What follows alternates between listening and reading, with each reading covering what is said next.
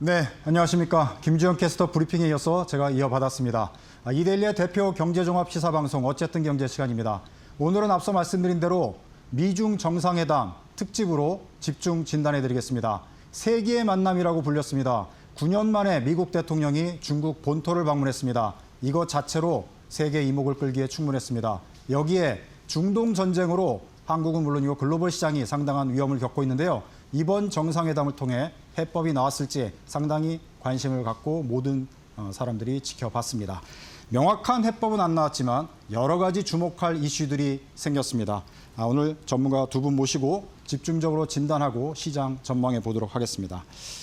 자, 먼저 제가 서 있는 쪽으로 먼 쪽으로 중국 분이시지만 한국 시장에서 또 중국 관련 투자 전문가로 활동하고 계신 분입니다. 찐닝 중국 투자 전문가 나오셨습니다. 네, 안녕하세요. 안녕하세요. 네. 자, 우리 찐닝 전문가분은 참고로 국내에서 증권사 연구원으로 활동하셔서 여러 가지로 한국 내 시장 상황, 또 글로벌 시장, 특히 중국에 대해서 집중적으로 정확한 해법을 진단해 주시겠습니다. 자, 그리고 이어서 옆으로 이데일리의 글로벌 시장 전문 기자입니다. 성주원 기자 나오셨습니다. 네, 안녕하세요. 안녕하십니까? 네, 성주원 기자는 이데일리 이제 대표 시장 전문 기자이면서 곧 뉴욕 특파원으로 나갈 분입니다. 그래서 미국 관련 또 특히 이번 정상회담 집중적으로 잘 분석을 해주셨는데 오늘 특별하게 해안을 부탁드리겠습니다. 자, 오늘 진행은 두 분 모두에게 드리는 공통 질문 각각 한마디씩 말씀을 해주시면 되고요. 또 전문 분야로 해당되는 주제는 개별 질문으로 드리도록 하겠습니다. 먼저 공통 질문으로 두 분께 모두 드리도록 하겠습니다. 가장 먼저 이번 미중 정상회담 내용을 보면은 중국은 호르무즈 해협과 또 관련해서 통행료 없는 개방 이렇게 입장을 밝혔고 미국도 이 부분에 대해서 동의하는 모습을 보였고요. 앞서 이제 우리 김주영 캐스터가 전해줬지만 미국의 대두와 또 보잉 비행기 또 중국이 구매하는 그런 입장을 취해줬고 다만 대만 이슈에 대해서는 좀 간섭하지 말라. 애써서 우회적인 표현을 했지만 핵심 내용은 미국 보고 대만에 대해서는 더 이상 간섭하지 말라 이런 입장을 밝혔는데 자 전체적으로 어떻게 보셨는지 간단하게 먼저 총평을 찐닝 전문가께서 말씀해 주시죠. 네, 작년 10월 그 부산에서의 정상회담이랑 연결시켜서 말씀드리면 작년 4월에 트럼프발 관세 전쟁 이후 중국이 맞관세, 히토류, 대도 이 세 가지 카드로 강력하게 반격해서 중국이 관세 전쟁에서 승리했습니다. 네. 거기에 이어서 이번 북경 정상회담을 저는 한 세 가지로 요약할 수 있다고 생각하는데요. 첫 번째는 이미 2, 3년 전부터 붕괴되기 시작한 미국의 단일 패권의 붕괴 속도가 더 빨라졌다. 첫째. 네. 두 번째는 이번에 그 대화의 주도권을 화면에서도 잘 느끼셨다시피 중국 국가주석이 잡고 있기 때문에 이번에 중미 관계를 중국 쪽에서 정의하는 새로운 패러다임, 새로운 단계로 진입했다. 그래서 양국 관계가 재정의, 재설정됐다는 점. 세 번째는 지금까지 중국 쪽에서 계속 대만 통일 문제를 미국을 향해 강조하고 항의했지만 네. 제가 느끼기에는 지금까지 중국 국가주석 차원에서 사용했던 대만 문제 관련 표현에서 가장 강경했고 직설적인 한 번이라고 생각합니다. 네. 그래서 이 세 가지가 가장 특징적이라고 생각합니다. 네, 우리 성주원 기자께서는 어떻게 총평해 주시겠습니까? 네, 일단 뭐 많은 분들께서 아마 뭐 어떤 빅딜이나 어떤 공동 성명 이런 게 발표되지 않는 것을 좀 아쉬워할 수는 있을 것 같습니다. 하지만 그 내면에 더 이제 중요한 그런 좀 핵심적인 키워드를 좀 살펴보자면 일단은 이번에 시진핑 주석이 건설적, 전략적 안정관계 구축이라는 그런 키워드를 제시했는데 이게 새로운 어떤 미중 관계의 새로운 프레임을 좀 제시했다라고 좀 보여지고요. 과거에 이제 바이든 행정부 시대에는 전략적 경쟁 프레임 이런 게 이제 있었는데 거기에서 트럼프 대통령이 전략적 안정이라는 또 프레임을 제시했고 여기에 한 단계 더 나아가서 시진핑 주석이 건설적, 전략적 안정관계 이런 또 새로운 그런 프레임을 제시했다는 점 이런 점들이 조금 또 추가로 덧붙여서 의미 있는 부분이다라고 말씀드릴 수가 있겠고 다만 이제 앞서서 말씀하셨던 것처럼 이 회담 서두에 바로 대만 문제에 대해서 좀 무관용 원칙을 명확히 선제적으로 선을 그으면서 이러한 일단은 표면적인 안정관계 구축에 대한 어떤 지향점이 결국은 조건부에 있다라는 점을 좀 유념하셔야 될 것 같습니다. 네. 구체적인 사안들을 이제 하나씩 분석을 해드리는 것으로 하고요. 자, 이제 두 번째로는 분위기에 대한 걸 좀 여쭙고 싶습니다. 자, 이번 회담이 열리기 전부터 전체적으로 전문가들이 분석을 할 때 트럼프가 불리하고 시진핑이 다소 여유 있게 이번 회담에 임할 것이다. 이렇게 분석을 해주었습니다.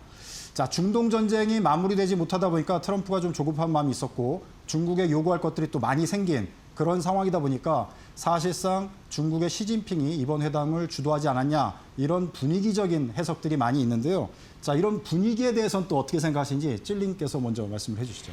네, 이번 정상회담에서 중국 입장에서는 이란 이슈는 사실 우선순위에 들어있지 않습니다. 오히려 미국 쪽에서 가장 급한 거죠. 하지만 결과적으로 봤을 때 이란 전쟁이 발발해서 미국 쪽에서 지금 이미 사면초가인 상황에 놓이기 때문에 어떻게 보면 결과적으로 이란 전쟁, 미국발 이란 전쟁이 이번 정상회담에 있어서 중국에게 새로운 강력한 카드를 하나 쥐어준 셈입니다. 하지만 돌이켜보서 생각하면 설령 이번 이란 전쟁이 발생하지 않았더라도 그 전에 중국 입장에서는 미국에게 있어서 아킬레스건인 히토류, 대도 이 두 개 카드를 계속해서 유지하면 되기 때문에 이란 전쟁이 발발하지 않았더라도 이번 정상회담에 있어서 미국은 상대적인 열세, 중국은 우위에 차지하고 있다고 생각합니다. 했을 거라 생각합니다. 그리고 두 번째는 많은 분들이 빅딜이나 어떤 전략적인 큼직한 어떤 결과물을 기대하는데 저는 전혀 그렇게 생각하지 않고요. 왜냐하면 지금 양국 정상이 고려하는 그 차원의 그 수준이 좀 다르다고 생각합니다. 왜냐하면 트럼프 행정부 입장에서는 현실적으로 고려했을 때 지금 11월 중간 선거가 가장 눈앞에 아주 난항을 겪고 있는 상황이죠. 왜냐하면 지난달에 이미 임기일에 최저치를 기록했고요, 지지율이. 그리고 히토류 대도 카드는 아직은 실질적으로 해결되지 못했고, 그리고 이란 전쟁 전후로 해서 동맹국 체제가 많이 깨졌고요. 그리고 지금 또 하나 남아있는 거는 6월 또는 7월쯤에 러시아의 대우크라이나에 대한 총공격이라는 이슈가 아직 남아있습니다. 그러면 지금 트럼프 입장에서는 이미 5월인데 11월에 진행될 중간선거에서 조금이라도 지지율, 공화당 지지층을 만회하기 위해서는 어떻게든 그 전에 중국 국가주석을 미국으로 초대해서 어느 정도 만회해야 할 그런 현실적인 과제가 있습니다. 그래서 어제 나온 게 트럼프 대통령이 9월 24일에 중국 국가주석을 방미를 초청했잖아요. 그래서 이거는 미국 입장에서는 어떤 큼직한 전략적인 고려보다는 현실적인 어쩔 수 없는 상황에 놓여 있다는 점이 중요하고요. 두 번째는 앞서 말씀드렸다시피 중국 입장에서는 지금 경제, 무역, 관세 이런 보잉 몇 대 사든지 이런 전술적인 구체적인 사안은 사실 중국 입장에서는 어느 정도 범위 내에서 충분히 커버할 수 있기 때문에 우선순위에 없고요. 그래서 첫 번째는 아까 앞서 말씀드렸다시피 첫 번째는 중미 관계의 재설정, 재정의, 두 번째는 대만 문제를 아주 명확하게 마지막 통보 또는 경고라고 해도 과언이 아닌데요. 그래서 이 양국 정상이 물론 한 자리에서 회담을 했지만 전혀 우선순위로 고려하는 점이 다르다는 점이 저는 아주 분명하다고 생각합니다. 네. 자, 우리 찡닝 전문가분께서는 꼭 이란 전쟁이 아니더라도 이번 회담은 어차피 중국 시진핑이 유리한 상황이었고 트럼프가 불리한 입장이었다 이렇게 분석을 해주셨는데, 자, 우리 성 기자께서는 전체적인 분위기 어떻게 보셨는지 말씀해 주시죠. 네, 역시 말씀하신 대로 이란 전쟁이 장기화되면서 이런 점들이 미국 입장에서는 조금 이제 부담이 안고 이 회담을 준비할 수밖에 없던 그런 상황이었던 것 같고요. 반면에 중국 같은 경우는 오히려 중동 지역 내에서의 입지를 감안했을 때 중국이랑 또 시진핑 주석이 이번 회담의 주도권을 갖고 시작한 것은 사실인 것 같습니다. 특히나 미국 같은 경우는 이란 전쟁을 계속 지금 진행해오는 과정에서 어쨌든 중동에 지금 발목이 잡혀 있고, 그다음에 이 대만에 대한 어떤 군사적인 억지력 그리고 탄약 재고가 좀 소진되는 그런 부분들에서 좀 어려움을 겪고 있는 그런 상황입니다. 그러니까 아시아 지역에서 만약에 중국이 대만에 대해서 뭔가 무력적인 측면에서의 위협을 행사하려고 할 때 그것을 견제하거나 방어할 수 있는 실질적인 능력이 상대적으로 좀 떨어졌다. 라는 점, 이런 점들이 미국 입장에서는 조금 더 열위에 있는 상태에서 일단은 협상에 회담에 나설 수밖에 없는 상황이고, 반면에 이제 중국 같은 경우는 이란산 원유의 핵심적인 구매자로서 이란에 강력한 그 경제적인 영향력을 갖고 있는 상황이기 때문에 미국 입장에서는 중국을 통해서 뭔가 이란을 압박할 수 있는 그런 상황이기 때문에 조금 더 저자세로 들어갈 수밖에 없지 않았나, 그런 구도이지 않았나라는 생각이 듭니다. 네, 전체적으로 두 분 모두 이번 회담은 시진핑에게 다소 유리하고 트럼프에게는 불리한 회담이었다, 이렇게 말씀해 주셨는데, 자, 상황을 시작하기 전에 그렇다고 저희가 분석을 할 수가 있어요. 이제 회담이 끝난 지금 시점에서 조금 우매한 질문일 수도 있지만 지켜보는 대한민국 입장에서는 또 이렇게 승패를 또 구분해 볼 수도 있을 것 같거든요. 그래서 이번 회담의 위너는 누구라고 보시는지 간단하게 또 얘기를 해주시면 될 것 같습니다. 우리 찔링 전문가께서 말씀해 주실까요? 네, 중국에서는 누가 위너라는 이런 질문이 잘 안 나오는데요. 근데 한국에서는 자주 받는 질문인 것 같습니다. 이런 질문이 나오는 전제가 하나 있는데, 지금까지 2차 대전 후에 미국이 단일 패권이라는 전제하에서 항상 대국 관계를 제로섬 게임 또는 투키디데스의 함정, 이렇게 정의했습니다. 하지만 이런 정의는 지난 10여 년 동안 중국 국력의 향상, 어떤 국제 질서의 급변하는 상황을 반영하지 못했고, 이런 투키디데스의 함정이라는 것은 중국의 역사 발전 과정에는 적합하지 않는 그런 따옴표가 달린 진리 이자 원리입니다. 그래서 누가 위너라고 볼 수 있을까라는 질문을 하면 현실적으로 당연히 중국이 지금 우위에 있죠. 이번에 트럼프 입장에서는 중간 선거가 너무 코앞에 닥쳐왔기 때문에. 근데 화면을 보시면 이번에 정상회담에서 중국 국가주석이 1번부터 5번까지 5가지를 강조했는데요. 1번과 2번이 바로 이번에 양국 관계의 새로운 정의, 새로운 패러다임, 이거에 대한 중국 쪽의 강력한 의지인데요. 왜냐하면 지금까지 단일 패권 하의 그런 제로섬 게임, 이런 전제하에서 투키디데스의 함정이라는 것을 많은 한국의 학자들도 계속 복사 붙여넣기 해서 많이 인용했지만, 이거는 사실상 지금 G2 간의 관계나 상황에 적용되지 않습니다. 그래서 중국 국가주석이 강조한 첫 번째는 2026년을 양국 관계에 있어서 과거를 계승하고 미래를 열어가는 어떤 역사적이고 새로운 이정표가 되는 해로 만들어가길 원한다.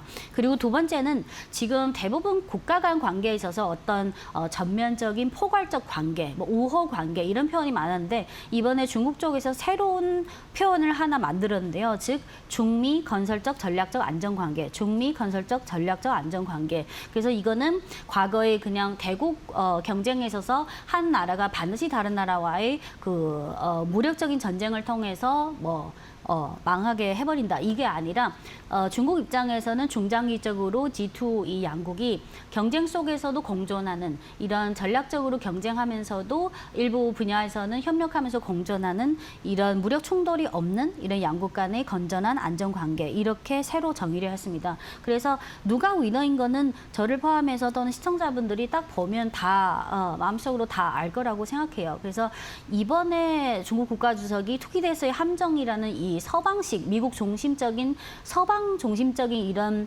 표현에 대해서 이미 직설적으로 이미 거론한 거는 이제부터는 서방식의 그런 전형적인 서사 방식, 패러다임이 아니라 이제는 어떤 새로운 장을 열어가겠다, 이런 강력한 중국 쪽의 의지를 느낄 수 있습니다. 네, 우리 성 기자께서는 우매한 질문일 수도 있지만 분석적인 차원에서 또 재미를 가미해서 누가 위너라고 보시는지 말씀 좀 해주시죠. 네, 일단 앞서 말씀드렸던 것처럼 이 회담을 시작하면서 이미 시진핑 주석이 키를 쥐고 있었기 때문에 그 자체로서 시 주석 그리고 중국이 전략적 승자가 되었다는 평가가 우세할 수밖에 없는 상황이고요.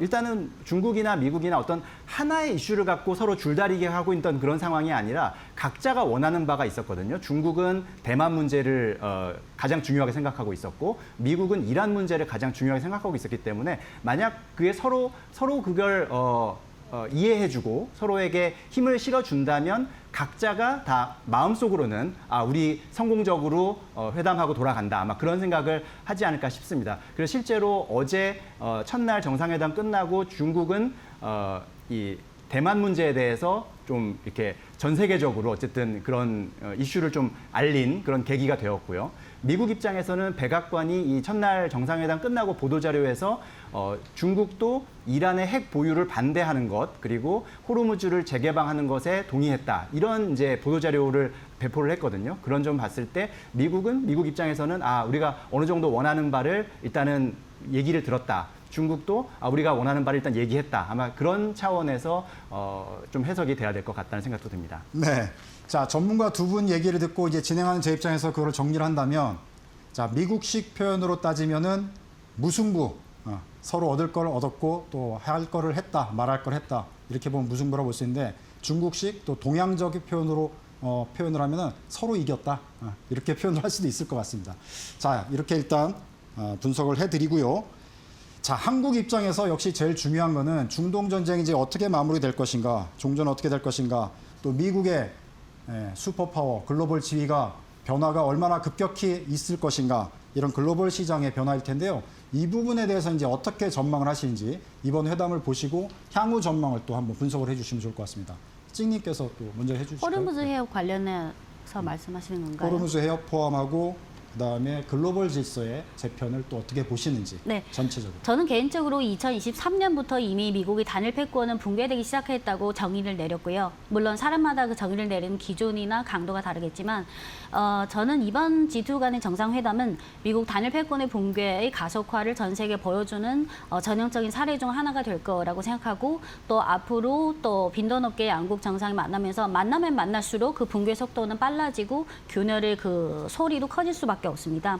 그래서 단일 패권이라는 세계 구도에서 이미 G2뿐만 아니라 전 세계 200개국 중에서 150개국이 글로벌 사우스 개발도상국 나라. 그래서 중국의 경제 규모가 가장 커서 그렇지, 중국뿐만 아니라 점점 더 많은 글로벌 사우스 나라들이 경제력, 군사력, 외교력, 종합적인 국력이 상승하면서 이제 전 세계의 그런 국제 구도는 이미 단일 패권에서 세계 단극화에서 다극화로 이미 가속화해서 빠르게 진행이 되고 있다라고 정의를 내릴 수 있습니다. 그리고 한국 입장에서는 저는 이번 G2 정상회담은 저는 직간접적으로 우호적인 결과라고 생각합니다. 왜냐하면 만약 G2가 중국에서 강조하는 그런 새로운 패러다임, 경쟁 속에서 공존하는 방식으로 무력 충돌 없는 전제하에서 경쟁 속에서 공존하는 형식으로 계속 가면, 그러면 한국을 비롯한 미국이 동맹국이든 비동맹국이든 미국이랑 중국이랑 경제 무역이든 군사나 외교 여러 면에서 협력할 수 있을 때 상대방 그 다른 나라의 눈치를 안 봐도 되는 좀 더 유해지는 그런 국제 환경이 마련되지 않을까라는 기대를 하고 있습니다. 네, 우리 성 기자께서는 앞으로 글로벌 시장 어떻게 보십니까? 네, 이 미국 합동참모본부의 보고서가 나왔는데, 이란 전쟁으로 인해서 탄약 재고가 소진되면서 대만 등 다른 지역에서 미국의 억지력이 약화됐다라는 것을 미국 합동참모본부에서도 인정을 했고요. 반대로 중국 같은 경우는 계속해서 외교적, 또 군사적, 경제적으로 세계적인 영향력을 계속 확장해 나가고 있는 그런 상황입니다. 이런 상황에서 중국이 이제는 미국에 맞서는 동등한 초강대국으로 부상하면서 방금 전문가께서 말씀하신 대로 이 다극화 시대가 앞당겨지고 있는 그런 흐름, 심지어는 지금은 이제 무국화 시대가 왔다, 이런 지금 분석까지 나오고 있는 상태니까요. 이렇게 이제 국제 질서 자체가 좀 많이 바뀌는 그런 새로운 패러다임의 세계가 도래했다, 이렇게 말씀드릴 수 있겠습니다. 네, 지금 두 분 모두 말씀해 주신 대로 국제 질서, 또 국제급 슈퍼 파워의 지위가 변화가 되고 있다, 또 앞으로 그렇게 예상이 된다, 이렇게 말씀해 주셨습니다. 자, 이제 그 찐닝 전문가께 중국의 입장, 또 중국의 상황을 조금 더 집중적으로 알고 분석하기 위해서 질문을 개별적으로 드리도록 하겠습니다. 자, 중국이 회담에 임하는 모습이 저도 좀 깜짝 놀란 게 이번에 조금 더 바뀌었다는 느낌이 들었습니다. 좀 자국의 입장을 명확하게 전달을 하고 먼저 어떤 입장을 표명하는 그런 느낌을 받았는데, 전체적으로 중국의 전략이 바뀌고 있다고 우리가 이해를 하면 되는 겁니까? 어떻게 봐야 됩니까? 저는 좀 생각이 다른데요. 네. 방금 앵커님이 이번 분위기가 중국이 좀 변화가 네. 보인다. 근데 저는 중국의 국가 발전 전략이든 경제 산업 전략이든 외교 전략이든 지난 몇십 년 동안 크게 바뀐 적이 없어요. 네. 특히 외교 전략이랑 관련해서는 1949년 중华民国공화국 그 건국 이래에 계속해서 시정일관 강조 원점이 5개 원칙, 그거는 네. 변화가 없고요. 그 후에 2021년, 22년, 23년 추가로 내용이 있지만 기본적인 타국 내정에 대한 불간섭, 뭐 주권 존중 네. 이런 거는 뭐 평화 공존 이런 거는 변화가 없습니다. 하지만 방금 앵커님이 중국 쪽에서 어떤 멘트를 할 때 좀 더 명확해지고 강도가 강해지다 이런 네. 변화는 사실 그 멘트라기보다는 중국의 국력의 네. 향상 이게 가장 큰 변화죠. 네. 왜냐하면 추세적으로 이미 미국의 종합국력이 점진적으로 약화되는 추세, 그와 더불어 중국의 종합국력 그리고 중국을 비롯한 글로벌 사우스의 종합국력이 전체적으로 향상되는 이런 추세는 이미 역사적으로 또는 미래적으로 불가역적인 이런 네. 기정사실이 되어 있고요. 그래서 이번에 사실 양국 정상이 어떤 멘트도 중요하지만 가장 본질적인 거는 G2 간의 종합국력의 변화라고 생각합니다. 네. 그리고 아까 중국의 외교 전략을 질문하셨는데 화면을 보시면 이 그림 하나로 아마 어느 정도 설명이 될 것 같은데요. 네. 화면을 보시면 이게 작년 12월부터 이번에 트럼프 대통령 방중까지 1, 2, 3, 4, 5개월 만에 이미 한 20개국의 정상이 중국을 방문했습니다. 네. 그리고 이거는 정상급 방문이고 그 밑에 고위직은 너무 많아서 생략하고요. 네. 그래서 5월까지 지금 2개국의 정상의 방중이 아직 남아 있는데 네. 러시아 그 푸틴 대통령이 아마 빠르면 5월 내로 바로 중국을 네. 방문하게 됐고 그리고 파키스탄 대통령은 5월 23일쯤에 중국을 방문하기로 이미 공개 석상에서 발표했습니다. 그래서 그러면 이렇게 많은 나라들이 한국 대통령님을 포함해서 이렇게 많은 나라들이 왜 중국에 올까요? 본질적으로는 G2 간의 양국의 종합 국력의 본질적인 네. 변화 또는 추세적인 변화라고 해도 될 것 같습니다. 네. 자, 중국의 국력의 변화에 따라서 입장은 사실 변하지 않았지만 표현에 있어서 조금 더 단도직입적으로 표현을 하게 되는 그런 걸 이제 분석을 해주셨고요. 자, 지금 이제 나오신 김에 또 여쭤보고 싶었던 게 한국에서는 이제 중국 경제가 옛날만큼 그렇게 급성장, 고도 성장이 안 되고 뭐 작년부터 재작년인가요? 시작된 그 부동산 경기 침체부터 해서 중국 경제가 예전만 못하다. 물론 성장은 하지만 고도로 성장이 안 되다 보니까 조금 내부적으로 경제가 좀 어려움이 있지 않냐 이런 분석들도 많이 나오고 있거든요. 실제 지금 중국 내부의 경제 상황이 어떤지 좀 설명을 한번 해주시죠. 네, 중국 경제 규모가 워낙 방대하다 보니까 네. 한두 마디로 요약하기 어렵지만 아마 앵커님이 지적해 주신 거는 몇 년 전부터 중국의 그 부동산 네. 침체 그걸 말씀하셨는데 근데 지금 중국뿐만 아니라 부동산 시장이 딱히 좋은 나라가 과연 있을까요?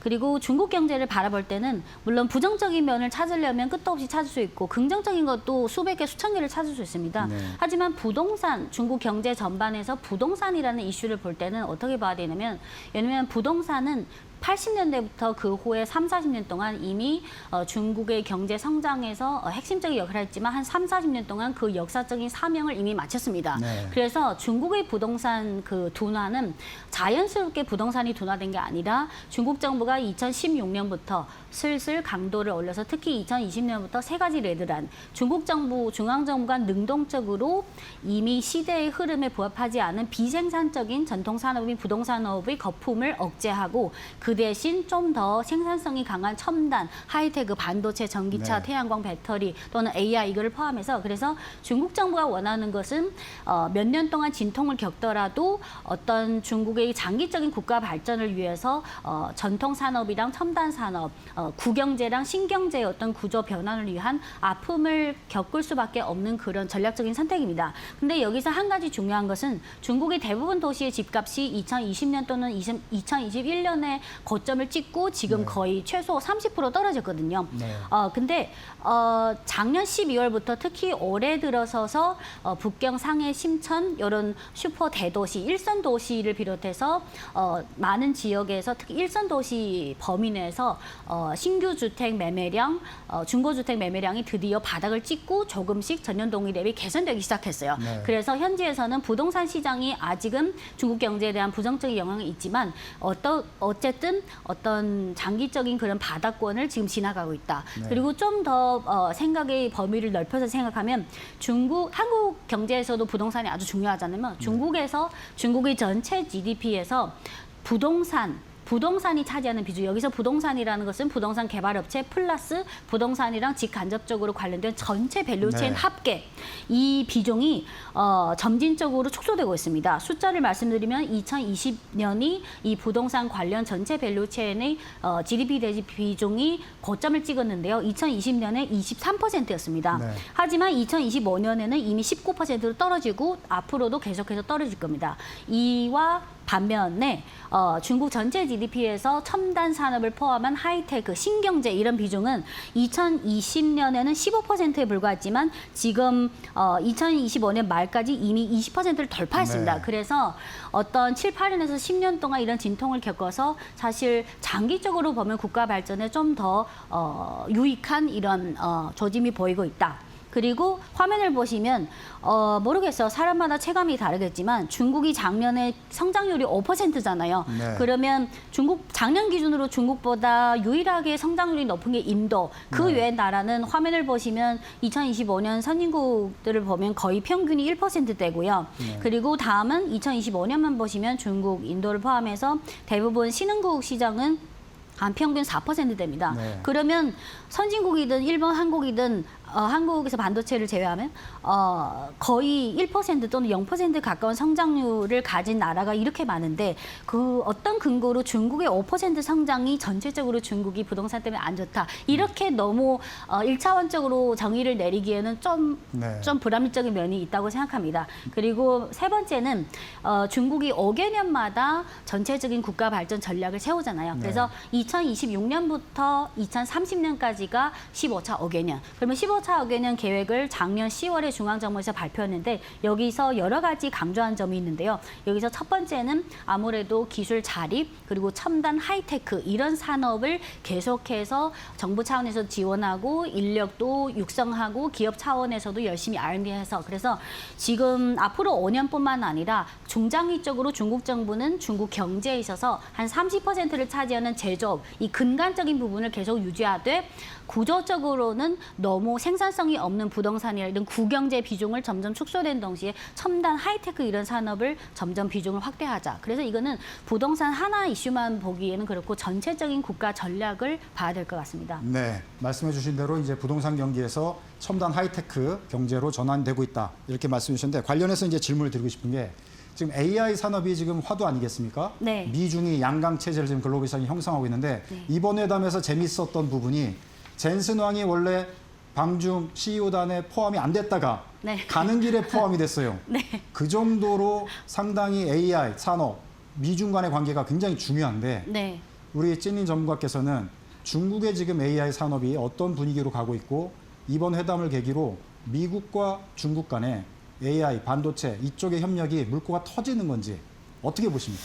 저는 물꼬가 터지다고 이렇게 판단하기엔 좀 시기상조라고 생각합니다. 이번에 드라마틱하게 그 방송 직전에 젠슨황 CEO가 합류했잖아요. 네. 그래서 여러 가지 재미있는 영상도 많이 나왔고, 근데 저는 트럼프 행정부 입장, 젠슨황 CEO 입장, 그리고 중국 입장에서도 이 세 가지 입장에서 좀 다각도로 봐야 된다고 생각합니다. 앞서 말씀드렸다시피 11월 중간선거를 앞두고 트럼프 행정부 입장에서는 사실 경제, 무역, 산업 측면에서 중국에게 있어서 중국에게 압박을 가할 수 있는 딱히 강력한 카드가 없는 상황입니다. 네. 그나마 지금 그 첨단 AI 측면에서 엔비디아가 전 세계 1위니까 어느 정도 우위를 갖고 있으니까 막판에 혹시 이 엔비디아 젠슨황을 통해서 어떤 중국이랑 소통할 수 있는 어떤 가격 역할 그런 걸 조금 살짝 기대했던 것 같고 하지만 젠슨황 입장에서는 사실 가장 절실하게 아무리 블랙베리 세계 최고 AI 칩이든 뭐 H200 차 상류 모델인 H200이 좋더라 하더라도 중국이라는 최대 시장이 사주지 않으면 아무 소용 없거든요. 네. 근데 지금 과거 몇 년 동안 엔비디아 매출 구성 중에 지역별을 보면 가장 중국 시장 비중이 높았던 게 2022년 26%여서 거의 3분의 1에 가까운. 근데 지난주 젠슨황이 공식 석상에서 했던 발언이 과거에 2022년 때는 중국의 AI 첨단 칩 시장에서 엔비디아 시장 점유율이 95%로 완전 독점 지위였는데 이제는 거의 0이 아니다. 그리고 지난달에 그 루트닉 미 상무부 장관도 청문회에서 작년 12월에 엔비디아 젠슨황이 매출의 H200의 매출의 25%를 트럼프 행정부에 상납하는 조건으로 이미 대중국 수출을 허가했지만 4개월이 지난 지금도 중국에서 딱히 어떤 빅테크 업체가 사주지 않고 있다. 이런 기사가 많이 나오고 있습니다. 네. 그러면 지금 젠슨황 입장에서는 전 세계 AI 칩의 한 수요의 3분의 1을 차지하는 중국 시장이 안 사주면 지금까지는 미국의 반도체주든 AI주든 지금 글로벌 AI 수요가 급증하고 있으니까 계속해서 주가가 승승장구하고 있지만 엔비디아 입장에서 주가가 중장기적으로 어떤 고공행진을 유지하려면 지금 당장은 아니지만 결국은 중국 시장에서 그 매출, 그 상업적 이익을 메꿔줘야 그게 가능하다고 생각합니다. 그리고 또 하나는 화웨이의 굴기라고 생각하는데요. 지금 데이터가 가장 일목요연하다고 생각하는데 2025년 말까지 중국 국내 AI 칩 시장에서 화웨이를 비롯한 중국 국산 AI 칩의 시장 점유율이 이미 40%를 돌파했습니다. 그리고 올해 말까지는 50% 돌파 전망이고 2028년까지는 80% 돌파 전망이다. 그러면 지금부터 2028년까지 한 2, 3년밖에 안 남았는데 이 기간 동안 만약 화웨이가 대장이고 그 외에 4, 5개 스타트업 GPU 업체도 있는데요. 그럼 2, 3년 동안 화웨이도 수율 성능 올리고 다른 스타트업 업체도 함께 같이 싸우는 것처럼 열심히 하면 2, 3년 사이에 젠슨황 입장에서는 중국이라는 가장 큰 시장을 잃어버리고 그 시장을 화웨이에게 그냥 선물로 주는 거나 마찬가지예요. 그래서 이번 마지막에 드라마틱하게 비행기에 오른 그 모습을 보면 제가 느끼기에는 엔비디아는 미국 기업이기 때문에 젠슨황 CEO 입장에서는 미국의 정치적 올바름에 복종해야 됩니다. 네. 하지만 상업적 이익을 고려하면 빨리 하루라도 빨리 중국에 팔아야 됩니다. 그래서 이 그 드라마틱한 변화를 보고 젠슨황 입장에서 정치적 올바름을 지켜야 하는 동시에 그와 모순적으로 상업 이익도 지켜야 하는 이런 모순적인 이런 거를 아주 적나라하게 보여주는 사례라고 생각합니다. 네. 자, 젠슨황 말씀해 주셔가지고 젠슨황도 또 모순적인 상황이 본인은 대만 출신이지만 또 지금 중국의 입장은 대만 작심발을 또 시진핑 주석이 했는데 이에 대해서 이제 트럼프는 별반 반응을 보이지 않았어요. 자, 그렇지만 앞으로 이게 또 내관으로 작용하지 않을까 미중 관계에 뭐 여러 가지 또 우려 섞인 목소들이 분석들이 나오고 있어요. 이 부분에 대해서는 어떻게 보시는지 짧게 좀 분석을 부탁드리겠습니다. 네. 중국 입장에서는 역사적으로든 국가 이익적으로든 대만의 완전 통일은 반드시 이뤄내야 할 시간 문제라고 생각해요.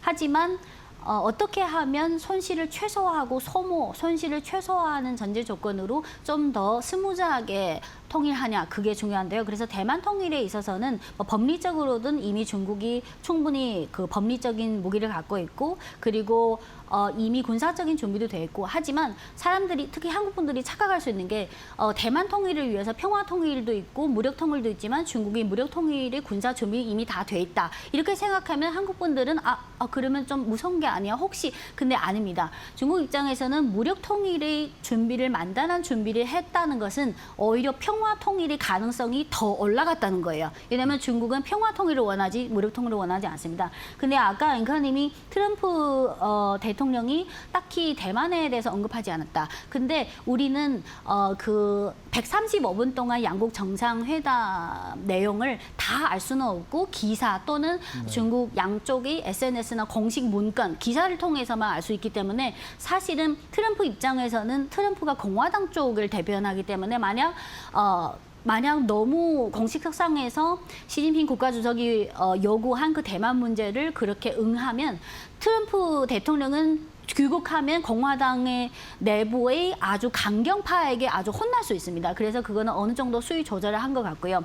하지만 아주 현실적인 거는 이미 시간이 흐를수록 중국의 종합국력의 향상에 따라서 중국은 이미 평화통일 준비를 다 해놓고, 하지만 미국이 가장 아직은 패권국이기 때문에 미국이 만약 과거의 표현상 대만 독립을 지지하지 않는다 해서 대만 독립을 반대한다, 약간의 수위 조절을 해도 중국 입장에서는 평화 통일을 할 때 국제 여론이나 이런 노이즈를 많이 줄일 수 있습니다. 그래서 저는 시간 문제라고 생각하는데 어떻게 하면 중국 입장에서 좀 더 순조롭게 손실과 소모를 줄이는 전제하에서 이 문제를 잘 처리할 수 있는. 그래서 앞으로도 올해 아직 양국 정상이 만날 수 있는 기회가 3번 남아 있잖아요. 이 문제는 계속해서 중국 쪽에서 명확하고 직설적으로 미국에게 압박을 가할 거예요. 네, 알겠습니다.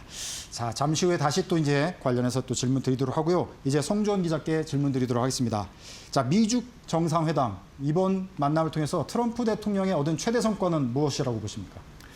뭐 일단 미국 입장에서는 가장 필요로 했던 것이 이란 문제를 조금 중국을 통해서 이란 문제를 조금 빠르게 해결하고 싶은 그런 마음이 가장 컸을 텐데 그런 점에서 첫날 정상회담 끝나고 백악관이 배포한 보도자료에 바로 중국도 이란의 핵 보유를 반대한다. 그리고 호르무즈의 재개방에 동의한다. 뭐 이런 내용들을 강조해서 넣었거든요.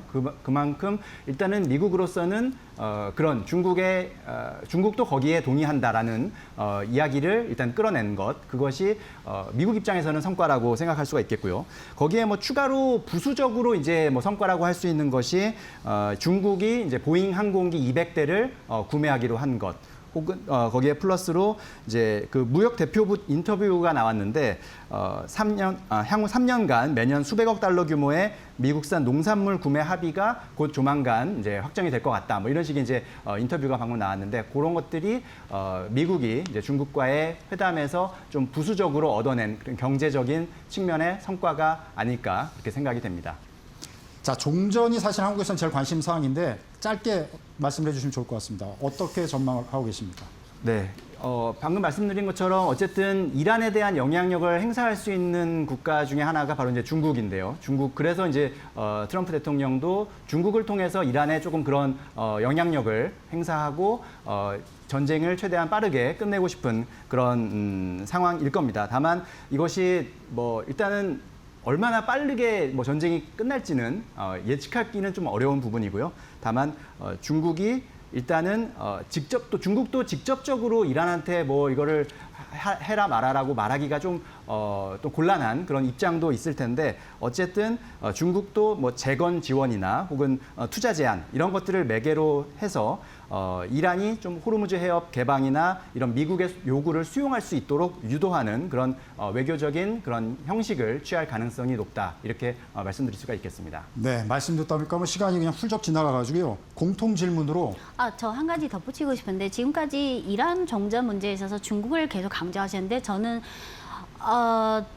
조금 현실과 괴리가 있다고 생각합니다. 왜냐하면 전쟁의 당사국은 미국, 이스라엘, 이란입니다. 그래서 전쟁 협상의 결과는 정전이든 휴전이든 뭐 전이든 당사국인 양국이 전쟁터에서 결과를 내야 그게 정전이든 협상 결과로 이어지고요. 그게 가장 핵심 조건이고 하지만 아까 앵커님 말씀하셨다시피 이란 원유의 90% 이상을 중국이 사주고 있고 그러면 경제적으로든 지정학적으로 이란이랑 1대1 대화를 할 수 있는 나라가 중국. 하지만 러시아를 뺄 수 없습니다. 아까 앞서 말씀드렸다시피 푸틴 대통령이 빠르면 5월 내에 중국을 방문합니다. 그래서 여기서 왜 중요하냐면 이란 외무장관이 4월 27일에 러시아를 방문했고 5월 6일에 중국을 방문했고 지금은 트럼프 대통령이 아직 중국 오늘 귀국하고 그러면 빠르면 5월 내로 푸틴 대통령이 중국을 방문하고 5월 마지막 주에 파키스탄 대통령이 중국을 방문합니다. 그러면 저는 지금 정전을 논하기는 너무 시기상조고 당사국인 아닌 중국이랑 러시아의 정상 간에도 어느 정도 직접 만나서 합의를 도출해야 된다고 생각합니다. 그래서 저는 좀 정전까지는 좀 더 소모적인 시간이 더 많이 걸릴 거라고 생각합니다. 네, 알겠습니다. 자, 30초씩 딱 클로징으로 말씀을 2개 질문을 드릴 거예요. 하나씩 30초씩 말씀해 주시면 좋을 것 같아요. 자, 정상회담 후에 투자 시장 차원에서 우리 시청자분들이 또 투자하시는 분들이 많으니까 우리 증시 또 많이 참여하고 계신데 눈여겨볼 업종, 종목 뭐 관련해서 말씀을 해주시면 좋을 것 같습니다. 먼저 찐인 전문가께서. 네, 눈여볼 업종이나 종목은 사실 변화가 없는데요. 여전히 AI랑 직간접적으로 관련된 AI, 반도체, 그리고 반도체 장비, 소재, 전체적인 밸류체. 왜냐하면 지난 1년 동안 글로벌 증시에서 가장 핫한 고공행진한 증시가 한국 증시라서 근데 사실 중국 본토 증시도 이미 지난 10년 이래 그 최고치를 경신했거든요. 하지만 상승폭이 한국에 비해서는 아무것도 아니라서 좀 묻힌 면이 있는데 하지만 중국이 작년 8월에 이미 중앙정부에서 AI 플러스, 즉 AI과 제조업을 비롯한 다양한 산업을 AI에 접목하는 이런 중장기적인 국가 정책을 내세웠기 때문에 중간중간에 이익실이 나오거나 좀 조정할 때 중장기적으로 중국의 AI 하드웨어든 소프트웨어든 전체적으로 AI 플러스 반도체 이런 핵심 분야에 대한 투자 의견은 저는 변화가 없습니다. 네, 성 기자께서도 말씀해 주시죠. 네, 저도 뭐 AI나 반도체 이 업종 좀 지켜보셔야 될 거라고 말씀드리고요. 거기 추가로 말씀드리자면 뭐 전통 수출 섹터, 뭐 농산물, 에너지, 의료기기 이런 부분들이 미국 입장에서는 일단 뭐 항공기나 농산물, 의료기기, 에너지 중심의 무역 구도를 좀 무역 구조를 유도할 그런 방침이기 때문에 그런 점에서는 이런 전통 수출 섹터도 좀 같이 살펴볼 필요가 있겠다 이런 말씀을 드립니다. 자, 글로벌 시장에서 관전 포인트 보는 지혜 짧게 20초씩 말씀 부탁드리겠습니다. 네, 책 두 권을 추천해드리고 싶은데요. 첫 번째는 1980년대 트럼프의 저서 거래의 기술, 그거를 먼저 보시고 하지만 2500년 전에 중국이 만든 손자병법, 이 두 개의 책을 비교해서 보면 왜 지금 중국이 인내력을 갖고 종합국력을 확실히 향상해서 미국발 여러 가지 도발이나 제재나 전쟁에서 이길 수 있는지, 그래서 이 두 권의 책을 추천드리고 싶습니다. 네, 성 기자께서 한 말씀만. 네, 초반에 제가 말씀드렸던 게 건설적, 전략적 안전관계라는 그런 새로운 이제 포장지가 만들어졌는데 이 아래에서 양국이 서로의 어떤 그런 지정학적 이익을 놓고 아슬아슬한 거래, 또 신경전을 벌일지 이런 점들이 향후 증시와 또 경제 방향성을 결정지을 변수가 아닌가 그런 생각이 듭니다. 네, 수고하셨습니다. 미중 정상회담 특집으로 마련해 드렸는데요. 자, 찐린 중국 투자 전문가, 그다음에 성주환 이데일리 글로벌 시장 전문 기자께서 수고해 주셨습니다. 고맙습니다. 고맙습니다.